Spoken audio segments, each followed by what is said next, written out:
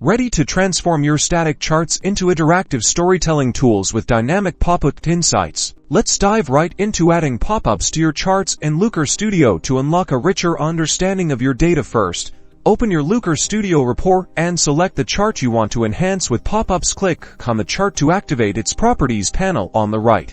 Next, in the Properties panel, navigate to the Data tab. Here, you'll see your chart's dimensions and metrics. To add a pop-up, you'll need to utilize the Tooltip section. Click Add Metric within the Tooltip section and choose the data field you want to display in your pop-up. This could be a related metric or dimension that provides extra context for each data point. You can add multiple fields for richer pop-ups.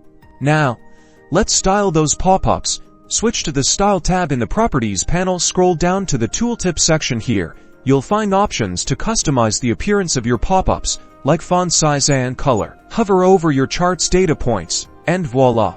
You'll see the pop-up displaying the additional information you selected. Play around with different metrics and styling options to create the perfect pop-up experience for your viewers. By adding interactive pop-ups, you're not just presenting data, you're creating an engaging and informative experience for your audience. Experiment and elevate your data storytelling in Looker Studio today.